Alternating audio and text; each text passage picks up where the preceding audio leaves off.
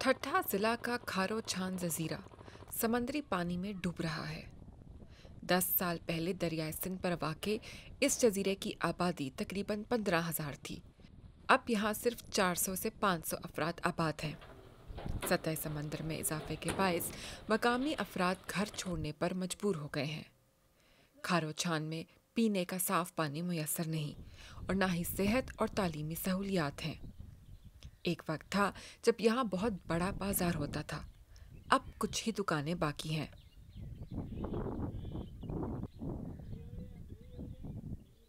हमारे पहले इधर हमारे अबू रहता था, हमारे अबू का इधर कारोबार भी होता था, हमारा अपना दुकान भी होता था।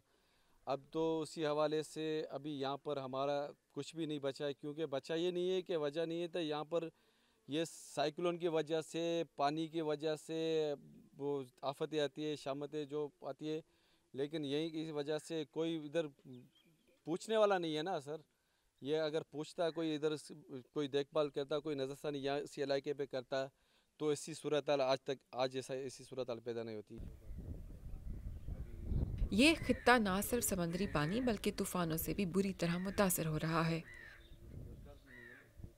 सितंबर में गुलाब नामी तूफान ने जनूब और मगरबी एशिया के कई इलाकों को मुतासर किया था।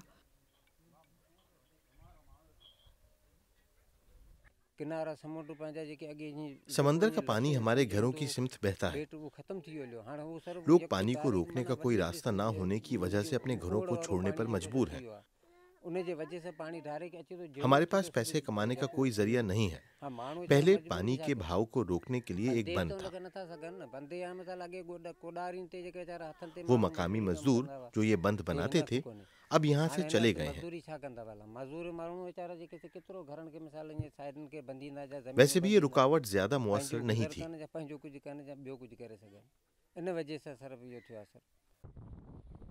ये खित्ता गैर मुतवक्के मौसम का शिकार रहा है और गुज़िश्ता कुछ दहाइयों के दौरान निचले या साहिली इलाकों की तरफ पानी के बहाव में नुमायां कमी आई है।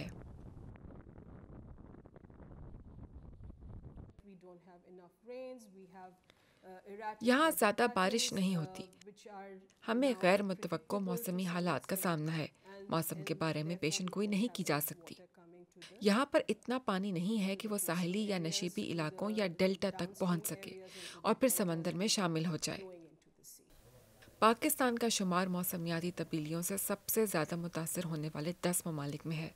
अगर आलमी सतह पर सब्ज़ मकानी गैसों के अखराज को रोकने के फौरी इक़दाम ना किए गए तो दुनिया भर में 200 मिलियन से ज़्यादा अफराद मौसमियाती तब्दीलियों के बाइस अपना घर छोड़ने पर मजबूर होंगे।